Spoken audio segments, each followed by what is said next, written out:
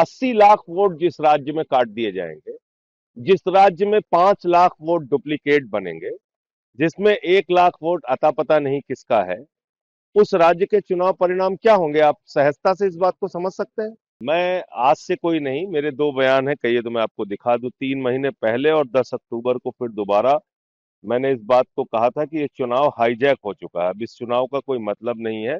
और बिहार में जीत का प्रमाण पत्र एनडीए को पहले ही अज्ञानेश कुमार जी ने मोदी जी को दे दिया है। ये मेरा पहले का बयान है, 3 महीने पहले बोला था। 80 लाख वोट जिस राज्य में काट दिए जाएंगे, जिस राज्य में 5 लाख वोट डुप्लीकेट बनेंगे, जिसमें 1 लाख वोट अता पता नहीं किसका है, उस राज्य के चुनाव परिणाम क्या होंगे? आप सहजता से इस बात को समझ सकते हैं। तो आज पूरी एनडीए को और मोदी जी को जाके अज्ञानेश कुमार को बधाई देनी चाहिए, उनको मिठाई खिलाना चाहिए, उनका माल्यार्पण करना चाहिए कि अज्ञानेश कुमार जी, आपकी कृपा से हम लोग बिहार जीत गए। यही हुआ है। दिल्ली के अंदर 40,000 वोट केजरीवाल साहब की विधानसभा में चुनाव शुरू होने से पहले कट गए थे।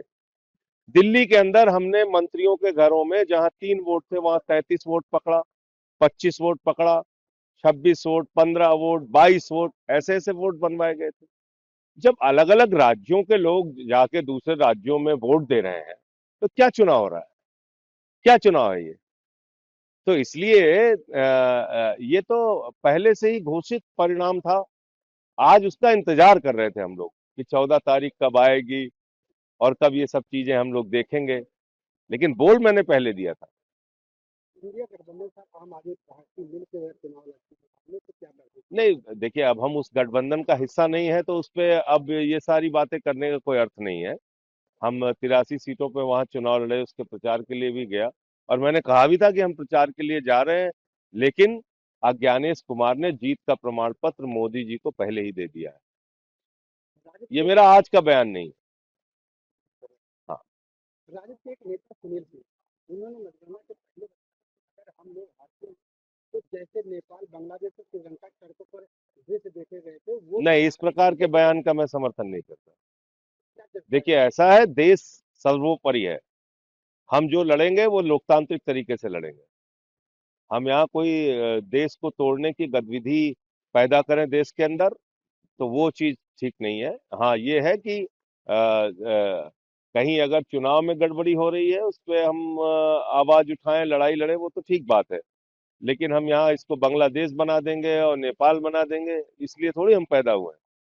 कौन खेरा कांग्रेस के कौन खेरा ने एक सवाल पैदा किया है कि 2,900 किलोग्राम की विस्फोटक सामग्री फरीदाबाद कैसे पहुंची? एक सवाल उठाया उन्होंने।